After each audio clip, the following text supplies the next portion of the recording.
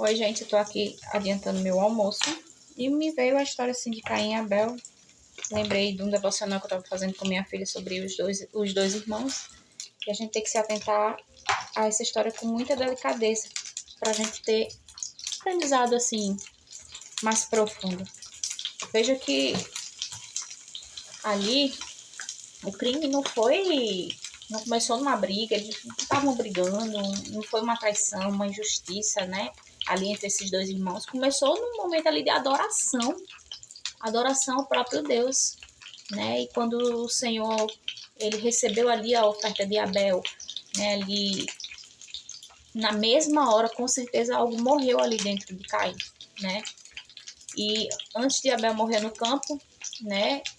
Morreu uma paz ali, porque existia ali uma paz, de certa forma, depois do pecado, eles tiveram que, né, lavrar a terra ali, como foi decretado na vida dos pais de Caim e Abel, que foi Adão e Eva, mas aconteceu algo muito forte ali em relação a esse episódio. Aí a gente tem que se atentar a esses detalhes que a palavra nos traz. Isso para a gente vigiar, porque ali nasce algo que ele não soube governar.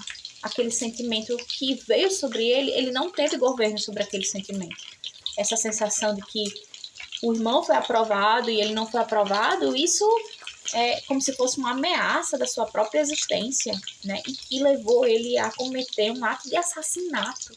E isso é muito sério, porque isso revela uma verdade totalmente desconfortável, porque isso nos traz que a inveja não precisa de um inimigo assim para nascer, né? Ela nasce observando alguém ali, né, que foi aprovado ali por Deus, ou alguém que foi promovido num trabalho primeiro do que você, alguém que está trocando de carro primeiro do que você, alguém que tem uma casa melhor do que você, alguém que está se destacando melhor do que você, primeiro do que você ali, né? E isso é preocupante para a gente vigiar e governar a nossa alma, o nosso espírito ali diante desses sentimentos. Antes, a gente via que Caim, ele não odiava Abel de forma nenhuma. Ele não odiava Abel de jeito nenhum.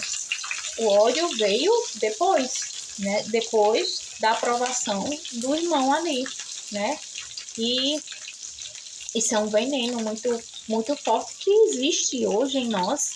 A gente tem que tomar cuidado em todas as áreas da nossa vida. Não, gente, isso é um veneno silencioso que há dentro de nós, que a gente tem que saber governar, né? A inveja, ela é algo espiritual e ela prejudica muito tanto a pessoa que sente a inveja quanto a pessoa que está sendo invejada ali. É um peso espiritual muito profundo, né?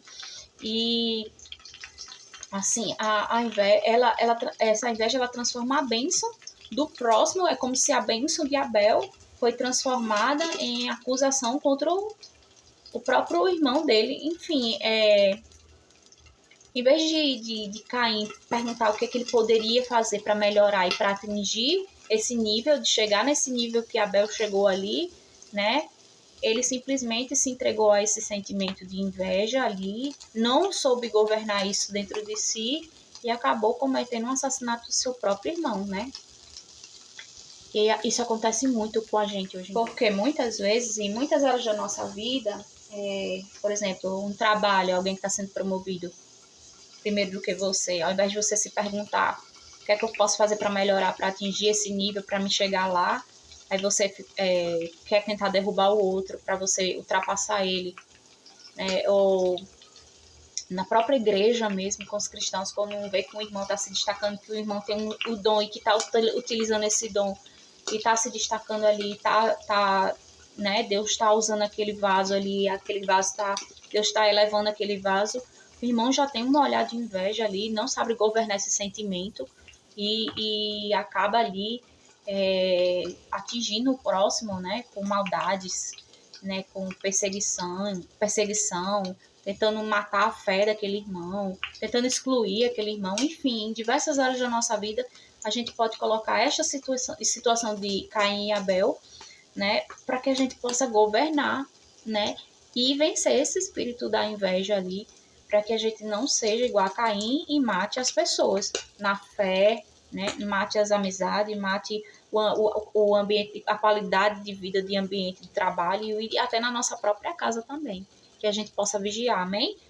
Só pra gente ter um momento aqui de palavra, né? Enquanto eu cozinho, Deus vai falando. E é isso. Deus abençoe.